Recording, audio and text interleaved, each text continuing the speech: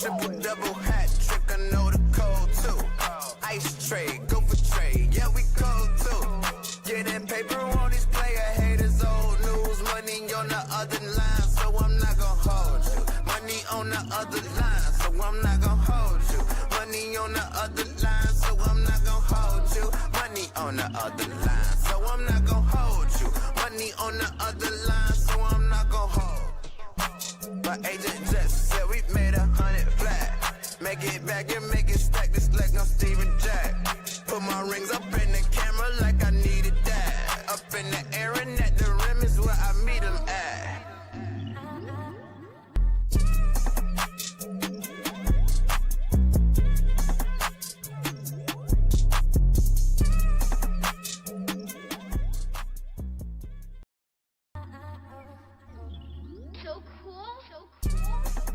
Triple double hat trick, I know the code too.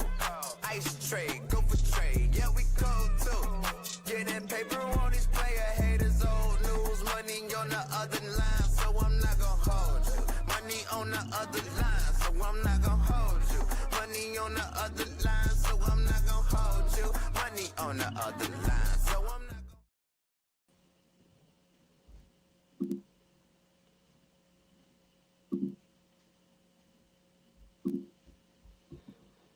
What is going on, ladies and gentlemen? Welcome back to another edition of I'm Not Gonna Hold You. I am your host, Scott Lewis. Of course, you can follow me at Barbchair Scott on all social media platforms.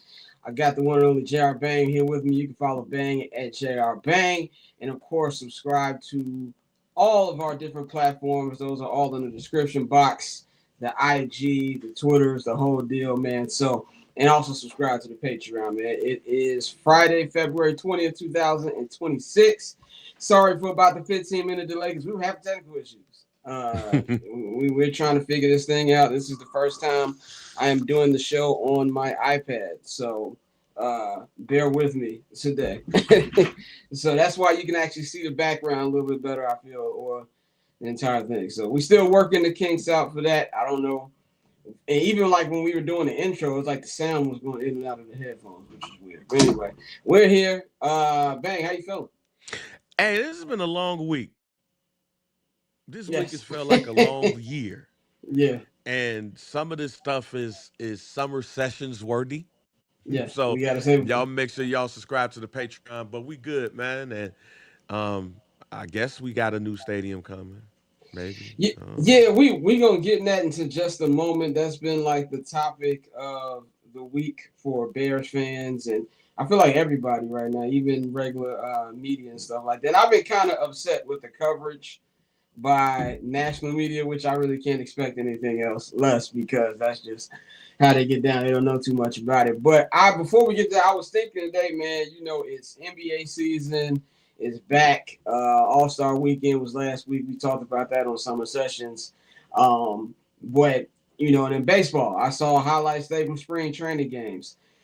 And I was just like, Jerry Reinsdorf really made me into a two-sport man. And it is all because of him. Like, I watch football, American football, European football. That's all I watch. The White Sox winning right now 6-1. I mean, yeah, because it's February. We'll see what it's like in the middle of July when they're on their 58th loss. So, yeah, and I used to get so excited for spring training.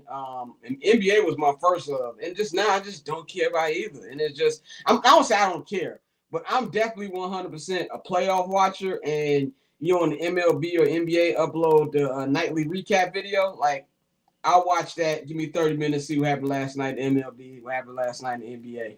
And then when the playoffs come, I'll watch. I just don't have it in me to watch 82 games or 162 games.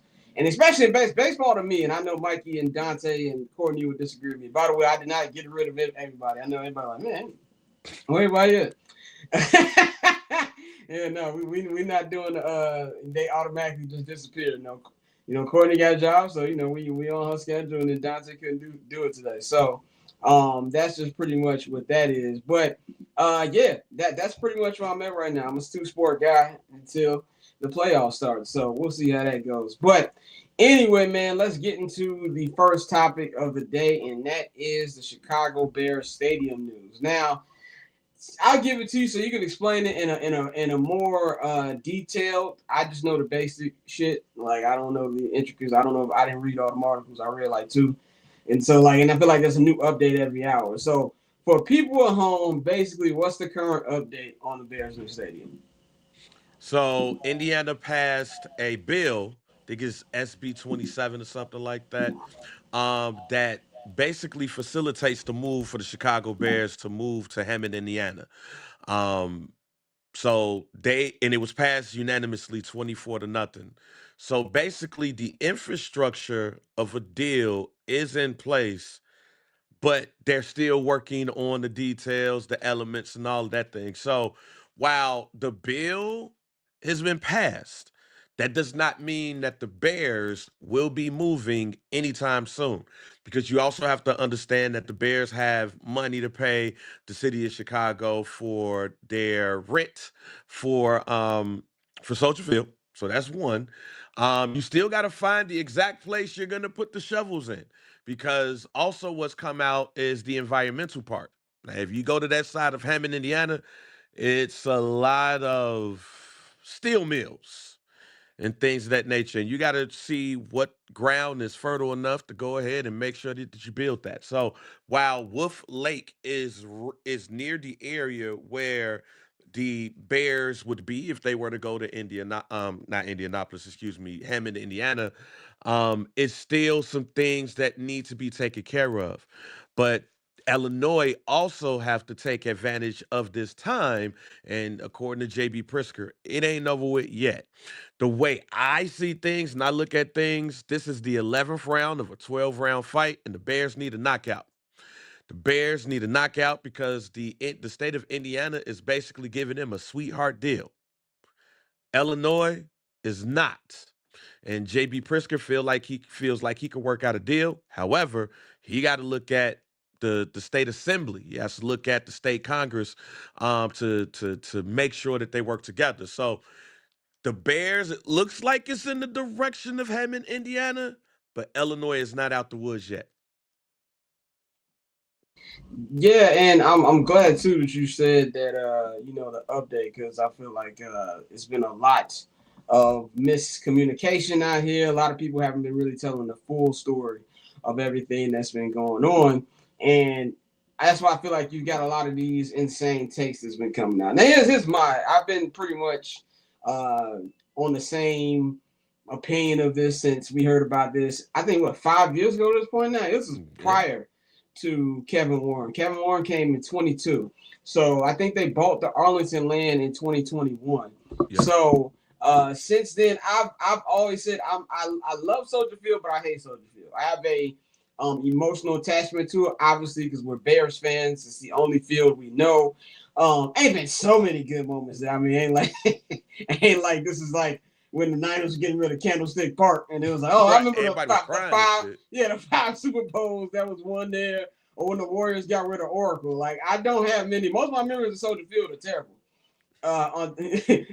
Two of my top five all-time Soldier Field moments happened this year. Okay, so that just tells you all about that. But I feel like the only thing everybody keeps talking about the location. The only thing cool about the Soldier Field location is the fact that it looks hard from like an overhead shot. Like if you watching Monday Night Football, you can hear Mike Tirico in the back.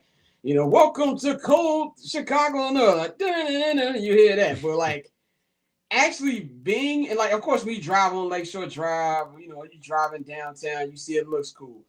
But I've been blessed to have been to 17 NFL stadiums. I've been to like 5 baseball parks, and I've been to like 5 NBA arenas. Out of all 3 sports, the only stadium that is harder to get out of is Dodger Stadium. That is the only stadium that is, to me, is if you're a fan, if you don't have a media parking pass, or you're not a season ticket holder and you got a season ticket holder parking pass, and you're able to park into the Waldron lot, it's a pain getting in and out. That's one of the main issues with it. There's stuff around. I know that some people were disagreeing with what what's her name? She's on First Take now. She used to be in Chicago. Shay Cornett. Yeah, Shay Cornett, when she said that there's nothing around, it was like, no, there's stuff. It's downtown. Like, yeah, there's stuff around, I mean, it's but you still got to go like 10, 15 minutes to get to it. You know what I'm saying? right. Like, I've only been to like 2 Bears games as a fan before I started covering them. And I remember to pick up an Uber one time. I went for my 30th birthday, and I had to go into a residential street, which was like 20 minutes away. Damn near by where the Roosevelt, where the Walgreens is at, and I had to take a whole little detour to get over there to call Uber. So that's the issue with that. And then also just inside, it's just an old stadium, bro. It's an old stadium. The renovations that they did 26 years ago now are just. It looks like it's like basically they took the old stadium and dropped like a hammock on it, whatever, like a something around it, robotic. The old stadium looked better than this, so I just think it's time to upgrade. And I don't care. They can build it on the moon, bro. And that's why I don't really like the whole outrage from the fans because you're gonna come there. But see, Like it's it fake. doesn't. It's Yeah, fake outrage. It's it's fake outrage because you feel that it's the Chicago Bears, so it should be played. Football should be played in Chicago. None of this rage is going to matter in 2031, 32, 33 when they see that big, beautiful stadium wherever it is. And if it's in Hammond, that because we're talking about something, if it is 2026, we're talking about something that's not going to happen for at least the next 5, 6 years as you get out of one stadium and go to another.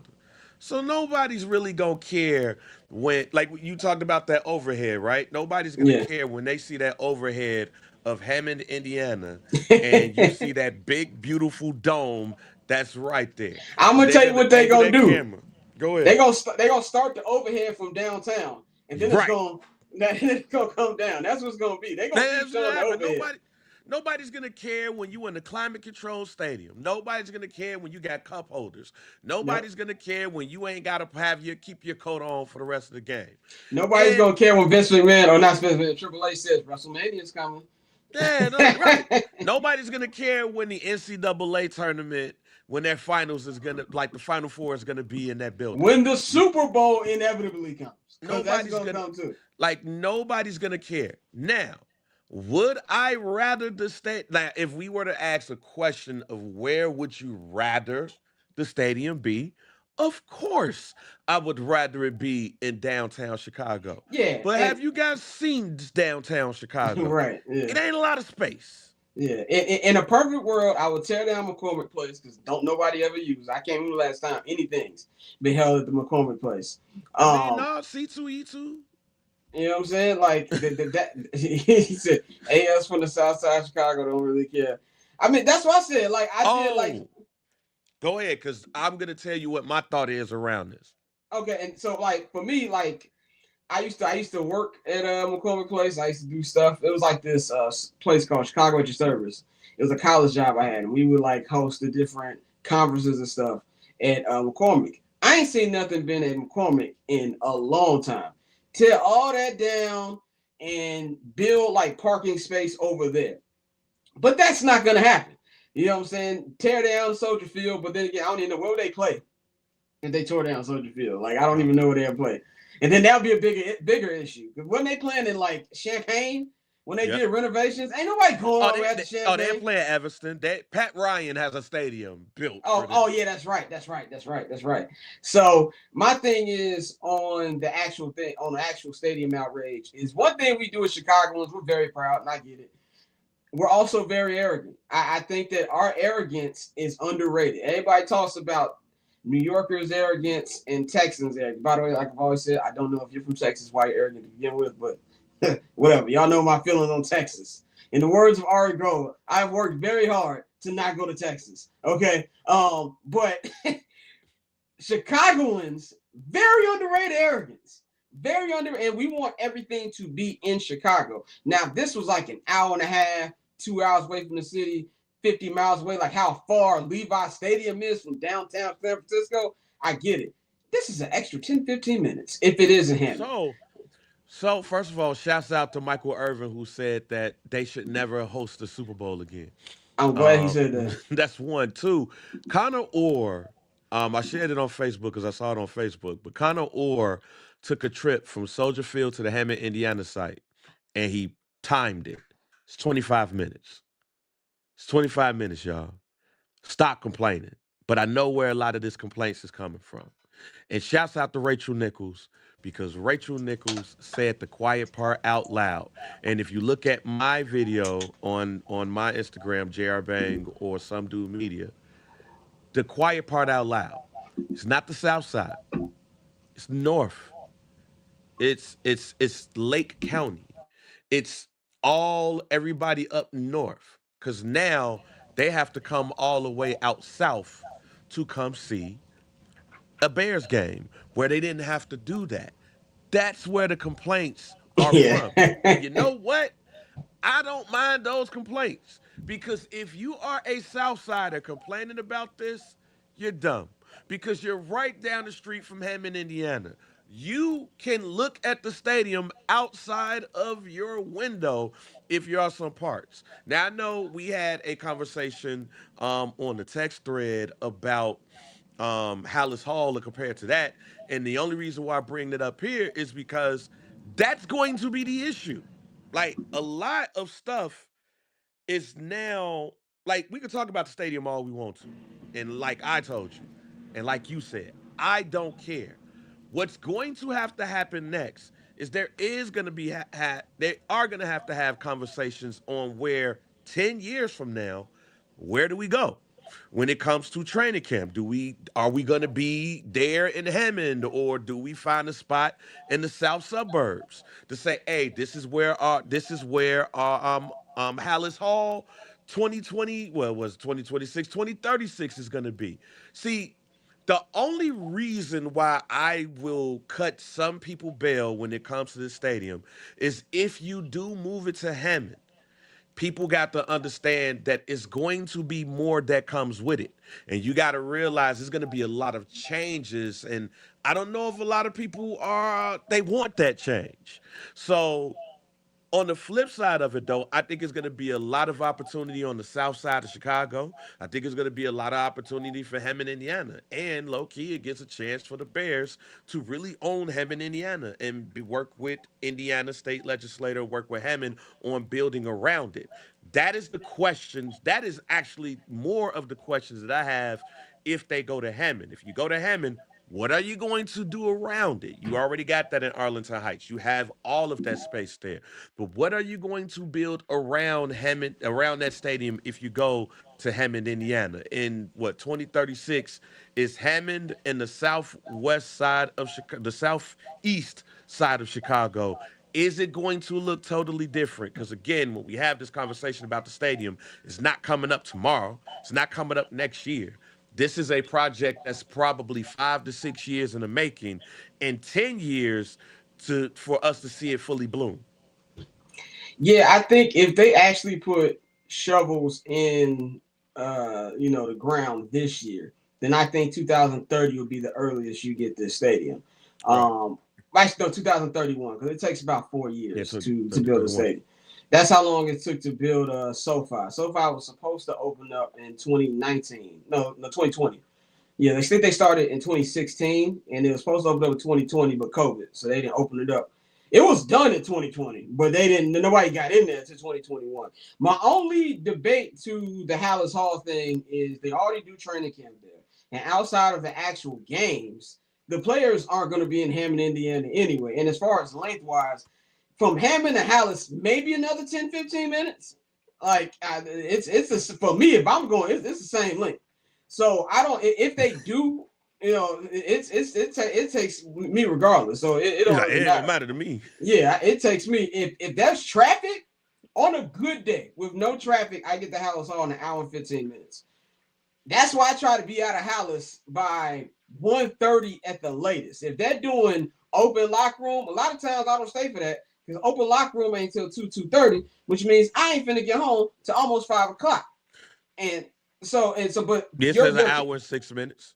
Yeah, and so I get your point. You saying everybody when they build a new stadium, they build something new. But even with the Rams, they building something in I think it's Westview or something. I don't know. Yeah. Yeah, it's like 36 miles away from Inglewood. So I don't know if they'll move it. I'm Well, not saying it's. did you see the press conference? In the press conference that the mayor of Hammond did, he mentioned that too. He mentioned it, but he also, I think it was Adam Hogue says he don't. Adam Hogue was kind of saying what I was saying. Like they just Yeah. did renovations, Only and I reason just don't see it. the here this is why I say that even when we talk about this stadium, it's still a hold up. Wait a minute, because it's 10 years before we really see everything. Like it's still 10 years before like we see development around it and what we're gonna do. Like, yeah, the Bears definitely spent a lot of money on renovations at Hallis Hall. But if they go to Hammond and they're entrenched in that, like I ain't saying it's gonna be in Hammond. First of all, let me say I'm not saying that it Yeah, would be in Hammond. because Mikey had a good point in the chat. If they're still gonna be playing, they still gonna have to pay Illinois taxes, and if No, they they still still want to be yeah. known as the Chicago Bears. Yeah, it wouldn't surprise. Like it don't have to be like the New York Nets. I mean, New York Nets, the New York Giants and Jets, to where they are all in on being in Jersey, but they're the New York football teams. But I can see in 10, 15 years, Hallis Hall being moved to the southeast side of Chicago in one of those suburban areas that they can have control over. Because when you do that, now first of all, I find it very hard to believe they're gonna put the millionaires on the southeast side of Chicago. look, Then again, the Bulls are on the west side. So and here's the other part. Again, is all of this has to come with development, which is yeah, why my caveat to all of this is even with the Hammond part, what you gonna do around it? If you just think you're gonna build that and then that's it, you already messed up in the first place. But in 10, 15 years, just like, and I use this example to anybody, you go look at Ukraine Village. I remember Ukraine Village was on the episode of Cops. I remember that was one of the most dangerous areas that my aunts lived in those projects over there. 20 years later, it looks damn near like paradise. So I just think that even when we have this conversation about the stadium and people complaining and all that shit, don't look at this with the eyes of 2026, 2027. You have to look at this in the eyes of 2035, 2036. Because once they build that stadium, then they have to build around it. We already know Hammond got a whole bunch of steel mills and all of that. Where that shit gonna go? Because do we really want the skyline of Chicago being mixed with a whole bunch of steel mills? Do we want downtown Chicago to be mixed in the same spot that Freddie died at and Freddie too? No, we don't want that. It's going to be a whole lot of development. And I am also telling y'all this, Black Chicago, if that does happen, either start fixing up your place to Airbnb or get ready for a whole lot of development on stuff on that side too, and because it's coming. to me, it's the same people who complain about the Obama Center. Now, That too. here's my thing about the Obama Center. Everyone's like, it's gentrification. Look, man, that's just how life is. Okay, Hmm. I hate to be blunt to y'all. I always say gentrification. The idea is not bad. The execution is. Execution, it sucks. Getting people out of their houses definitely, but having nicer stuff is a good thing. So, and also, if I'm the first black president, you damn right I'm gonna have my own music. Like, what are you talking about? Like, it was, oh, you don't need that much space. I am the first black president, and I didn't get shot when I was in office. Yeah, I'm every gonna have an president gets a NBA court library. up in there. Yeah, and remember how we always say everything's rollout. I don't know if y'all peep. Obama been on a rollout for about 3 months now. Oh, yeah. Obama been on the rollout. When I saw him at the rollout. All-Star game, and he all on the NBA, and he's like, And it was an ad. yeah, it was an ad. Oh yeah, It was an ad. We can come hoop at the Obama Center. You know what I'm saying? Like, And then they played the commercial afterwards. Exactly. I'm not mad at you, Barack. You were the first black president, last good president. I'm milking everything. So my point is this: like, maybe I just don't get emotional about things like this when it comes to sports. And I get emotional about a lot with sports. But like when I be seeing people crying, like when I'm trying to think of what stadium. I don't know. Yankee Stadium. I don't know if you've seen the documentary 30 for 30 on the final year of the old Yankee Stadium. and people were out there crying. What? I don't get it. Boston Garden. People Yeah, was Boston crying Garden. at Boston Garden. Let me get a seat. Let me get a piece of the parquet. Yeah. And Chicago Stadium. Chicago Oh my Stadium. God. When Chicago Stadium went down, boy, you would have thought it was the end of the world. Oh, what are we gonna do? But I also want people. Came, and it was like, oh. It was nice for 1995. Yeah, I'm about to say it was nice for 1995. Like y'all always say everything about United Center is nice until you get to the third 300 section. I've said that 100 times. But my thing is, now I'll wrap it up with this. This whole thing shows that people don't read. No. Hey, everybody's like, Bears are going to Indiana. They're not. Nothing's been decided yet. I still think if I was a betting man, which I am not, but if I was a betting man, I still think when the smoke clears, it would be in Arlington. But so you think it's still going to Arlington? I think that it can, because like you just, for the reasons you just named, of building a Bears town around it, the space makes more sense over there. Also, the Bears bought that space.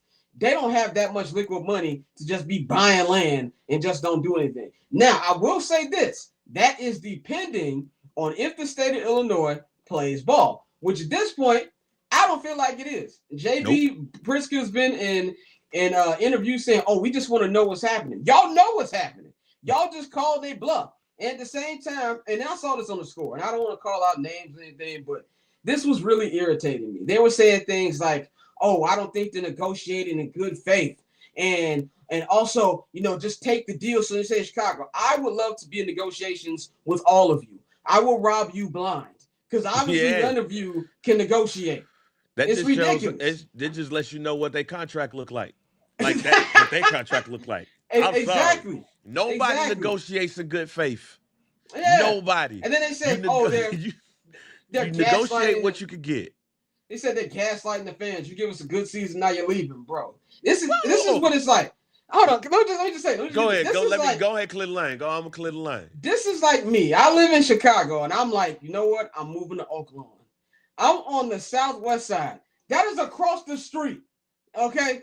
Oh, so I'm leaving Chicago by going to Oak Lawn. It's the same thing. Most of these fans who are going to these games are coming from these areas. Even if you're from the south side, when I go to Soldier Field every week to cover the game, in good traffic, I get there in about 30.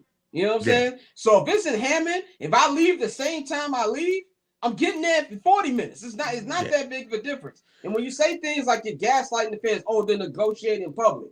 When you're doing politics, you do that kind of stuff. You negotiate in public, so people will be like, oh, put the pressure on the city or the state. That's all this is. Don't say, oh, you're gaslighting the fans. And I tweeted this morning, people got upset about it. When you're doing business, especially big business, feelings don't matter, especially fans' feelings don't matter. And from a taxpayer perspective, if you're in Illinois, you should want them to go to Indiana. Right. if I'm from Indiana, I'd be tight. You took the words out of my mouth. If I am an Illinois resident, I'm like, all right, take your ass over to Indiana. Because here's the funny, because I was going to mention this. Shouts out to my homie Wild Style. He's from Indianapolis. He'd be doing a lot of stuff in the Indianapolis, in the Indianapolis metro area. So I was joking around with him earlier today, like, yo, y'all just build my stadium so I could be in a climate-controlled environment. But then I also said, hey, man, I don't even think y'all care about Hammond anyway. And he said, hey, man, I think some people from Indiana is learning about Hammond for the first time. So they are mad. We ain't got to pay for it. Hey, take the free shit. You still going to go literally across the street. And the stadium is going to be big. It's going to be beautiful. And you going to enjoy it. This is why I say this is 6 to 10 years. I'm more worried about the people who ain't going to make it than people who are going to make it. But, man, that's it. We good. So you just, okay, this is funny. This is my courtesy. You the same person said we not from Chicago, live in Cal Park. Okay, that's different. That's the you? Time. Yeah, that's my cousin. I was like, no, you're not from Chicago. You went to Cal Park. but here's But the last thing that I say on this is y'all not gonna give a damn when y'all look at that stadium. I too believe that it's gonna be a last second deal, just like Yeah, what happened with New Comiskey Park when Jerry Reinsdorf was like, "Yo, we moving to Florida. We already got the logos and everything, Jack. We going to Florida." And then Illinois Governor John Thompson pulled a rabbit out of his hat and literally at the last second got the deal done. I too believe that that's going to be done, and I do believe that the Bears are putting a lot of pressure on Illinois to get this done. yeah, But I will not be surprised that in 2022, I mean 2032, 2033, that the Chicago Bears will be in Hammond, Indiana. And yeah. last time I checked, it's Chicagoland in Northwest Indiana. We look at Northwest Indiana is our little brother. Well, little brother gonna fuck around and get a new stadium. And for me, I don't care where it is, as long as it's in the vicinity And and it looks especially if the great. team keep winning. If the team keep winning, that's 5 years from now. God willing, we got at least a Super Bowl by then. You I ain't gonna really ain't gonna front. get it. Look, I ain't gonna front. Them first couple of years, I ain't gonna give a damn if they winning or not. Now, It depends. 2036 is a It different depends. story. Cause look, it's gonna look, Scott. It's 10. Look at this from a standpoint, and this is how I end it. As I said, look at this as a 7 to 10 year project. Yeah, Half of the people on the team ain't gonna be here. Caleb will be either exiting his prime or right there in it, depending on yeah. what's going on in his life. Fam, I He'll just be want a on the second consistent win. contract. Yeah, he'll be on the second. I just want a God consistent willing, win. Ben Johnson's still here. Right, good God willing. So we Yeah, talking about a whole bunch of shit. I yeah, just want Caleb and Ben to still be together at this time. yeah, And I want a Super Bowl or two yeah. at Soldier Field. Yeah, I want at least one or two in the chambers, and it's like, okay, we got our championships, and then you got the banners in there. So As a last matter of thing I'll fact, say, wait a minute, let me do this real go quick. ahead, My go father, ahead. because my father's here. Hey, Pops, do you care where the stadium is at?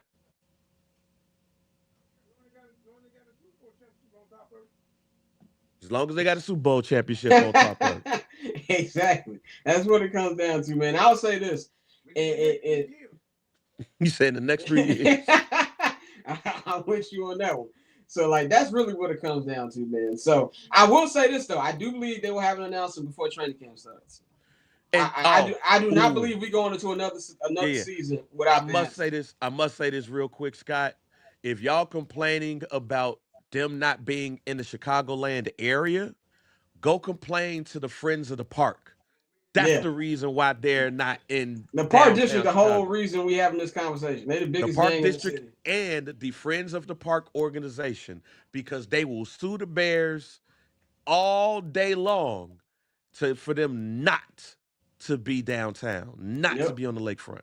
Yep. So let's move on to another Bears topic, man. Caleb Williams. Caleb making his runs right now, man. Caleb was at NBA All-Star last week doing the celebrity three-point contest. He looked terrible, but you know the star quality is what we're seeing. What we haven't seen from a Chicago Bears quarterback ever. I even saw a lot of people taking pictures with him. I saw Drewski threw him up on his IG story, but the big thing is, wow, he spends his offseason in LA, and he was on Max Crosby podcast, the Rush podcast. Now, I didn't watch the full hour, but I watched clips, and I watched probably altogether 20 minutes of it. My number one thought that I got from this: Max Crosby wants to be a Bear. Now, maybe I'm being maybe I'm being biased, maybe I'm being a homer. When he told Caleb, we locked in for life now, I was like, oh, really? Oh, really? Maximus Crosby, we're locked in for life. Not just Caleb, me and you, okay? This is going to get interesting. Now, first of all, I love that Caleb, you can see that how much Caleb and Ben really rock with each other now, which is a big question this time a year ago. And I loved how he said that Ben was upset after he threw the touchdown in the Rams game. And I gotta say, from the press box, look how he's throwing it out of bounds. So I get it. I get what Ben was talking about. And he just said that, you could just say he know the confidence never really wavered, but it's fully there now. Like he already knew what kind of quarterback he was, but I think this season confirmed it for him, and now he just knows he's that dude. And him saying that when he was at Oklahoma, he said, "No, it wasn't me versus Spencer Rattler. It was me versus me." I was like, I feel like Nori. He said, "That's hard." That's what I felt watching the interview. But the main thing I got, Caleb's on his recruiting trip. Caleb is on his recruiting trip, and I know there's been a lot of Bears media who are in the know, way more in the know than I am. You know, when Brad Biggs speaks, I listen. When Courtney Cronin speaks, I listen. When Dan Reeder speaks, I listen. They all pretty much saying, don't expect a splash this offseason. So if that happens, I hear what they're saying. But my gut, maybe this is just my wanting it to happen, is telling me that Poe's at least gonna go big fish shopping.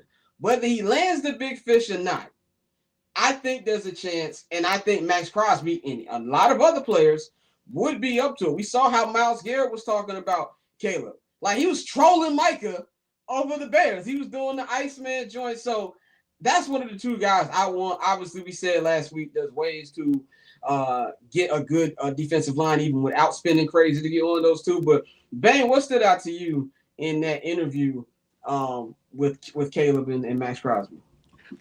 This is gonna sound bad, but y'all know who I am. Y'all know how I talk. So it is what it is. Caleb reminds me of a man who just got some ass for the first time, and now he confident that he can get all of the women in the world. Yeah, he hit his first baddie. He had his first baddie, and he like, yo, we good out here, fam. Like literally, I watched that interview and how relaxed he was when he was talking about the gel on his nails and he don't care and all of that stuff. I said, oh man, that's my quarterback. That's my quarterback. He finally bust his cherry and now he ready. He know who he is in the world. That's who he is. Now, from the football standpoint of it, I do love the confidence. I do love the swagger. We have not had that from a quarterback position since Jim McMahon. And when it comes to the talent, he's way talented than Jim McMahon in this case. So I love seeing that. From the Max Crosby standpoint, if I am forget Max Crosby, if I am any defensive player in the NFL, this is what you want your quarterback to look like. This is how you want your quarterback to talk. This is what you want when you go out on the field. Hey, I gotta go get a turnover so I could get him to rock because I trust him. I'm Max Crosby. I just had to play with Geno Smith for 2 years. I had to play with Antonio Pierce as my head coach, Then he had to and play with Derek Carr. he had to play with Derek Carr. Who was the coach before Antonio Pierce? I forgot. Uh, Um, forgot. Spavacia, something like that. He was a Yeah, special teams coach. yeah, Rich Bisciotti, but then Yeah, before that it was somebody. No, it was Josh McDaniels. Yes, Josh McDaniels. Josh McDaniels was there. That's Like right. Josh McDaniels, I had to deal with not trusting my head coach and not having a quarterback to stay healthy and all of that. And I'm sitting across from this dude who pulling rabbits out of his hat, who got the confidence and the swagger and all of that. Oh yes, I want to go to Chicago. Don't mean they're gonna do it, but that's who they want. That's what he wants. And any defensive player wants that. I mean, I ain't make it to a certain damn level, but I know when I played football, we ain't had no quarterback to do shit. And we was pissed every time we went on that field. So yeah, that's we want that. Defensive players want that swagger. And while I wouldn't mind Max Crosby, I really want Micah Parsons. I wouldn't mind a Bradley Chubb. Why? I just had to play with Tua after I tore my ACL, and I just had to Yeah. play with Tua. No, every defensive player wants a quarterback that they can trust and they can count on to score. And every defensive player tell you, man, just score 17 points, and we gonna make sure we do the rest if we got a good defense. Now, here's the So, only counterpoint right here. My cousin Peyton, shout out to Peyton, oh shit. said this reminds me when Rose and Bulls were up and coming. We like Braun or D Wade slide to the shot for us to have booze.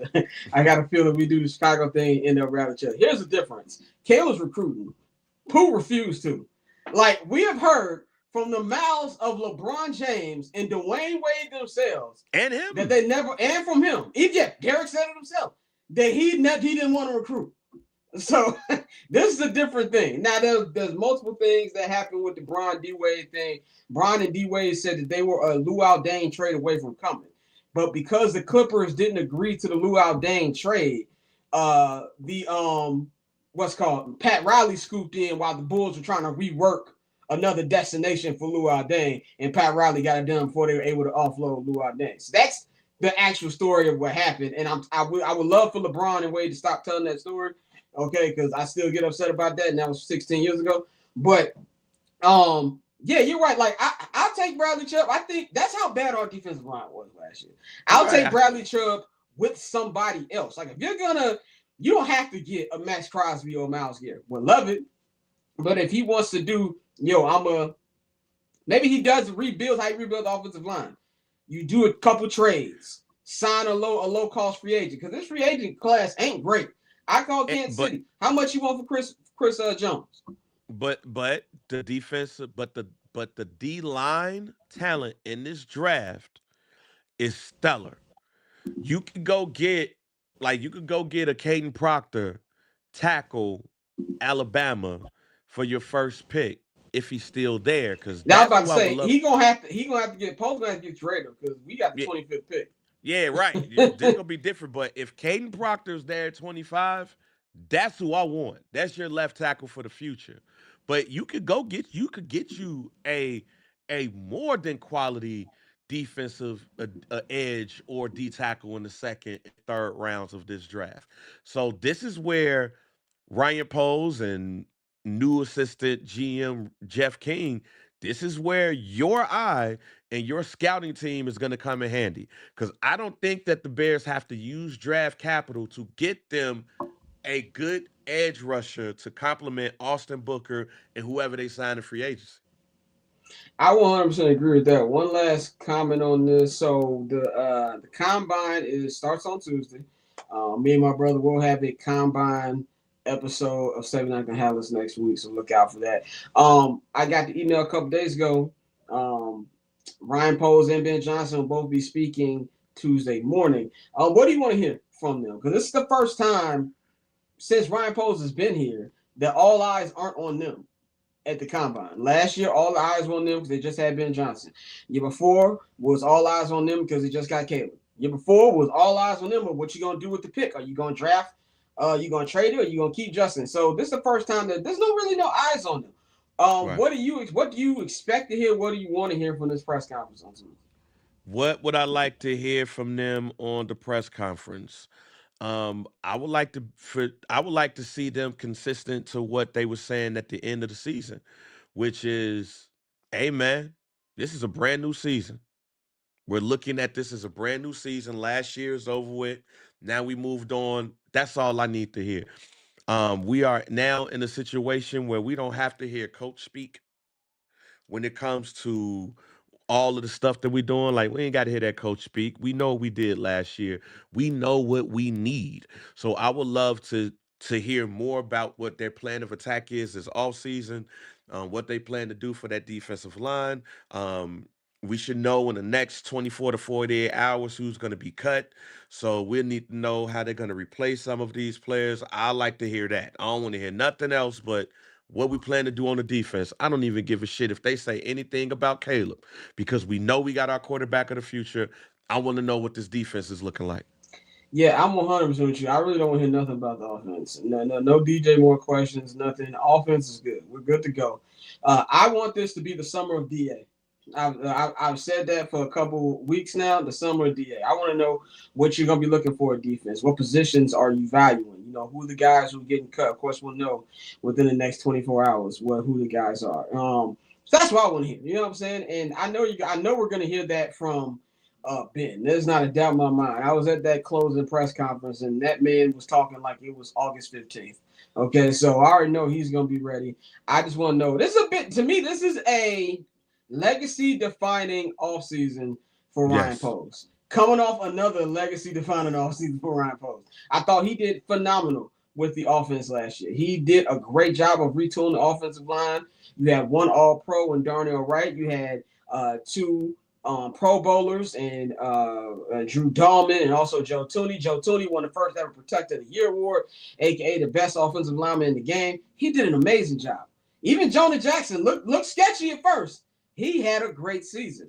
So I want you to replicate that on the defensive line, and you're gonna have to even tinker with the secondary a little bit. So Mm-hmm. that's what I want to hear. This thing is coming quick and fast, man, because free agency is like 2.5 weeks away.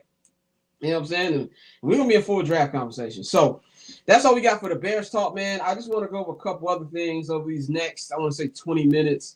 Stephen A. Smith. Stephen A. Smith. Oh man, what can we say about this guy? And I gotta say, Stephen A. Smith disappointed me, man, because anybody who knows me know a big part of why I wanted to get into media was because of Stephen A. Smith.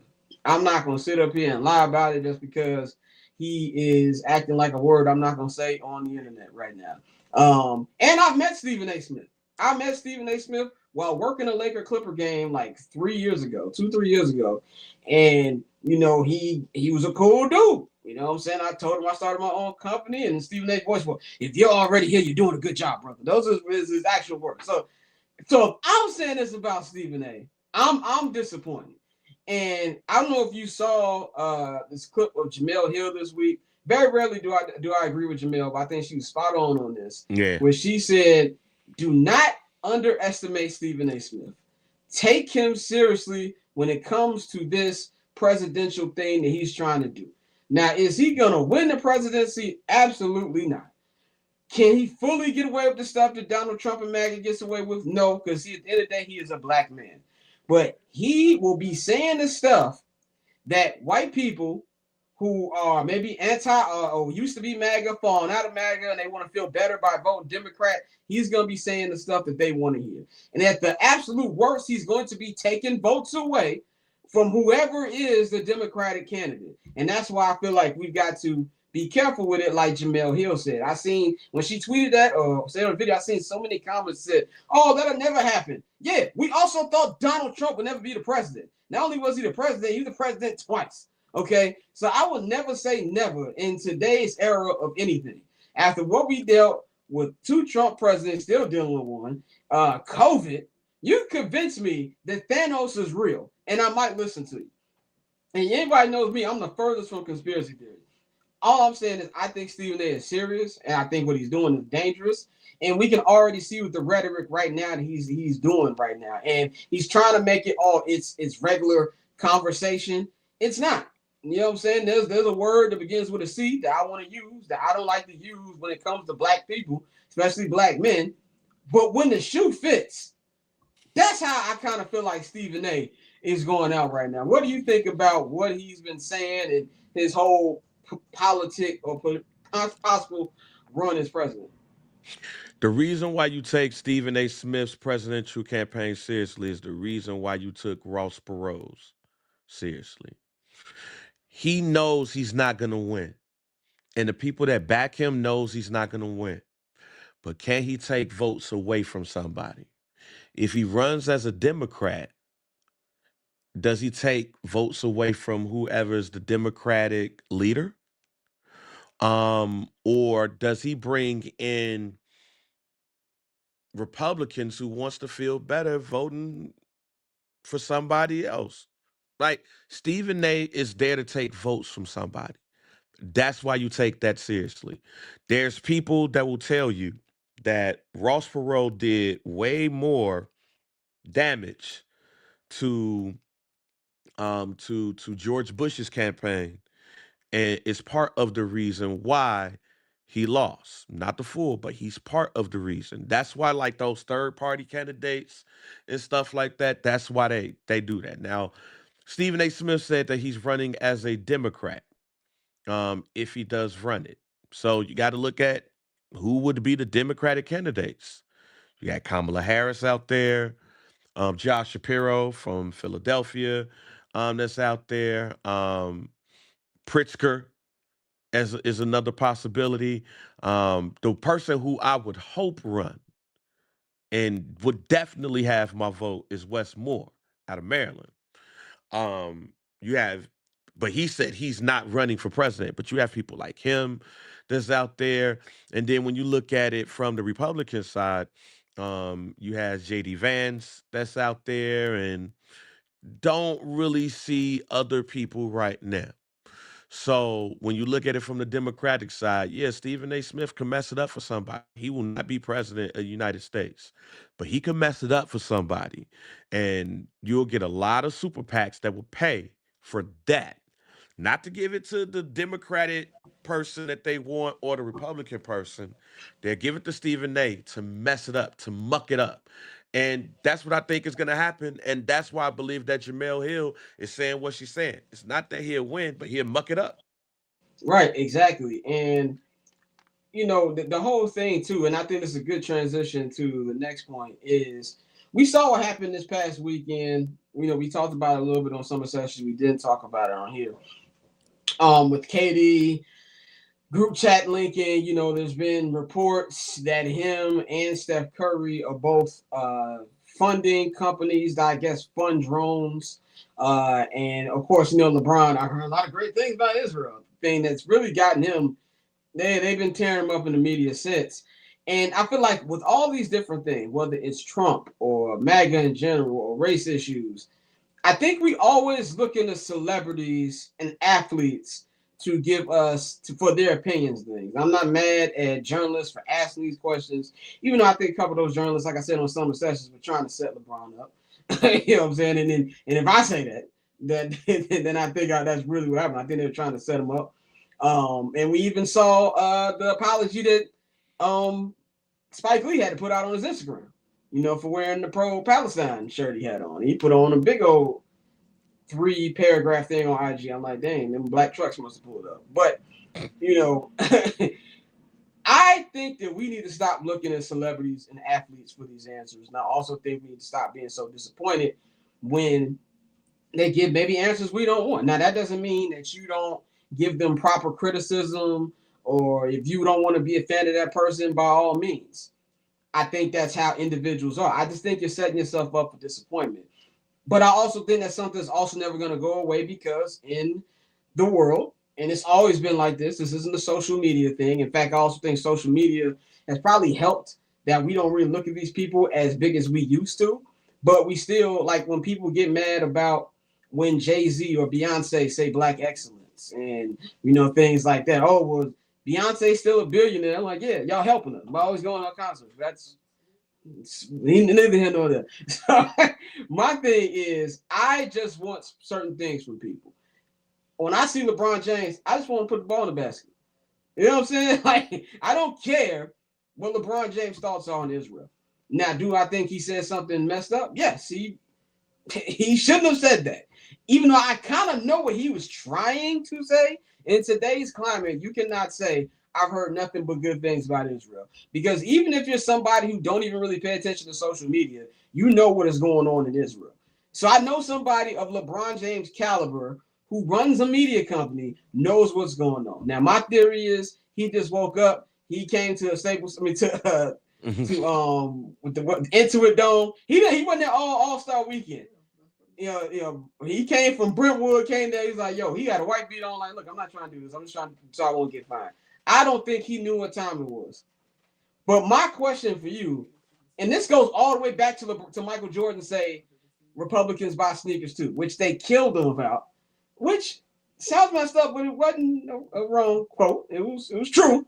And I remember that was in The Last Dance. They showed some guy. It was a black activist. And he said Muhammad Ali took a stand.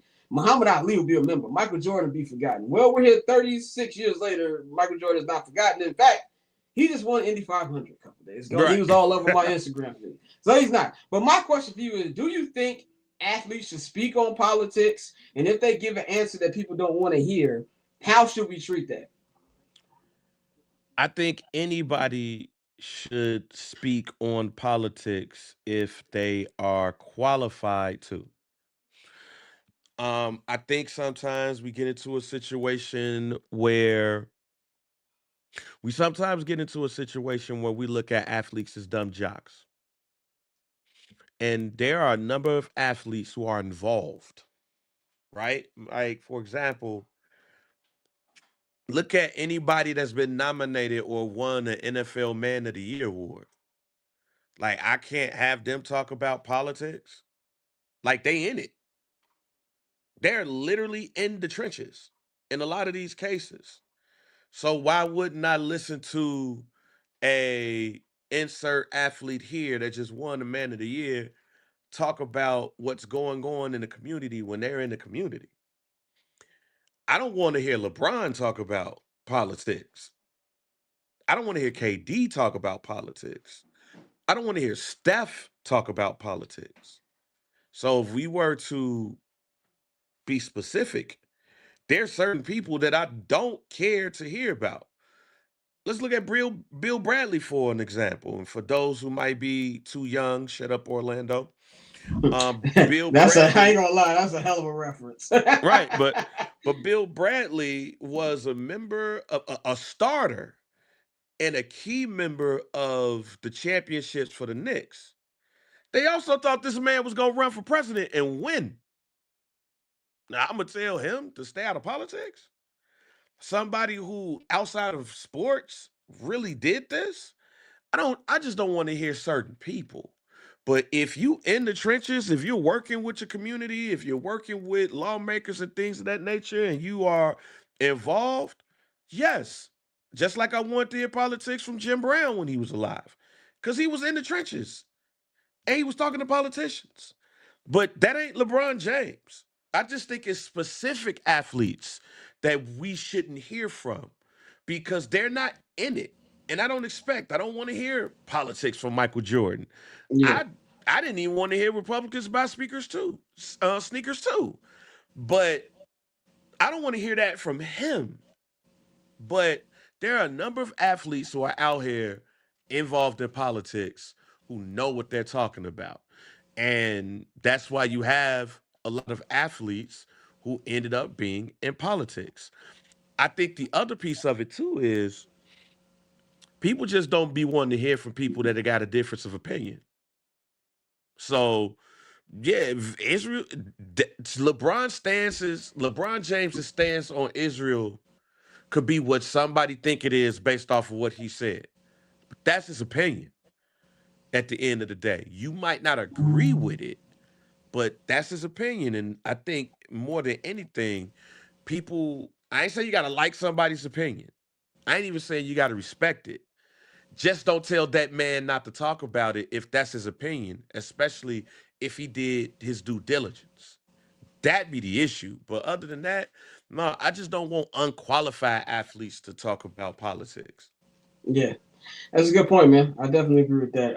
Final topic, man. I want to talk about the tanking and issue in the NBA, which has been an issue for the last couple of years, and the NBA have been trying to find ways to make it not as big of a deal like it used to be, and even something as far as Adam Silver saying it's ridiculous, and we're gonna come up with a rule to curb it. Look, man, you just got to be 100% real with yourself. There's nothing you can do to stop tanking. There's just nothing you can do to stop it. Like, I know a lot of people, not a lot of people, but I see some people saying abolish the draft. I disagree with that. And there's multiple reasons why I don't think the draft should be abolished. Number one, what's the main problem that we used to have with the NBA? It would be, trying to make sure you have parity and making sure star power is split around. And I think that would lead to a terrible CBA deal that got agreed to like a year and a half, 2 years ago. If you let these young talents, right, just hit the market when they're eligible to be in the NBA, you're going to have them go to all the teams with the money and all the teams who are the big name teams. It's going to be kind of like the same issue that I see, like soccer does a thing where it's not really trades. There's no trades. Players get to decide where they want to go. If you want to go to this place, to a club, you tell your club, I want to go here. They negotiate a fee, and they get you out of there. That's why you have the big six clubs. They always get the talent because they're poking them from smaller clubs. So you might be great at a smaller club, and then you decide to go to a big club, and now the smaller club loses all their talent. That I think will be the same issue we have in the NBA, and it's just gonna make teams like the Lakers stronger. It'll make teams like the Knicks stronger, and things like that. To when you're gonna have your smaller market teams who are really gonna have no chance. There is a lot of tanking, but I also feel that a lot of teams just be bad at the same time. And I actually feel that the new draft rules have kind of helped. The last three number one draft picks have been by teams who were in the play-in tournament. So it's not like any of these criminally bad teams have been getting the number one draft pick. I am not a fan of Adam Silver. I say it all the time. I don't care how nice of a guy people say he is. I think he's ruined the basketball. And it's just like he always tries to do too much. And this is the situations where I think he's trying to do too much. You tried to come up with a rule to stop load management. I don't know about y'all. It hasn't worked. These players don't really care about the award acknowledgments, apparently. Okay. So this is not going to stop either. And so at the end of the day, even if these organizations get these higher players, you still got to have a good organization to actually build a good team.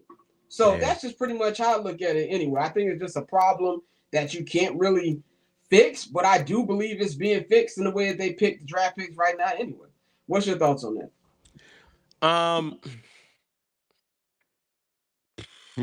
First of all, taking has always been around since you created this damn lottery.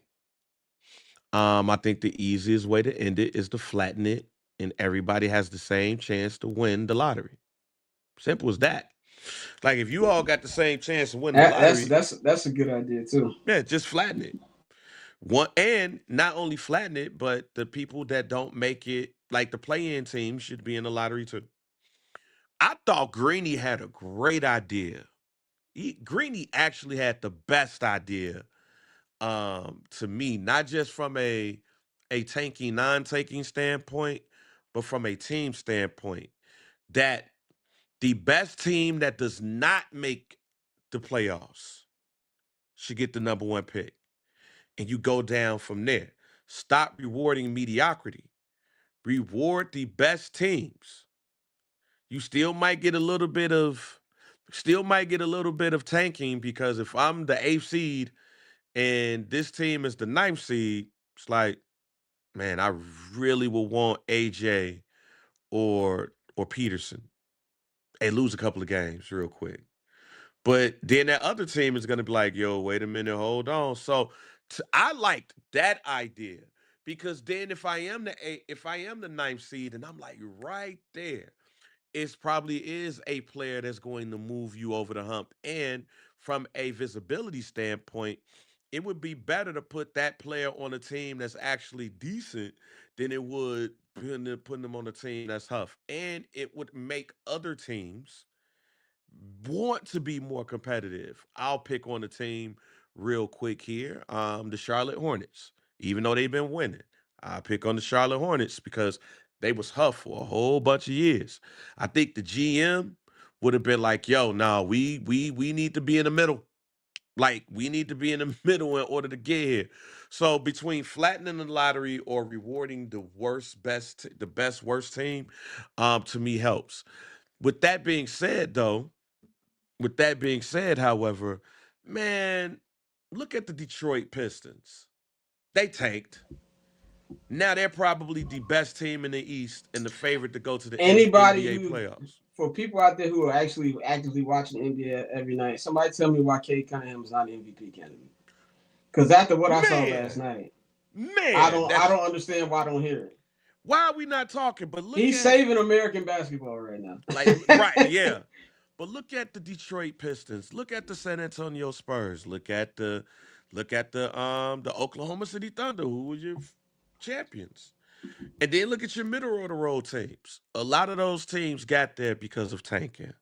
So it's like a double-edged sword right there. A lot of those teams got there from tanking, but GMs did it the right way.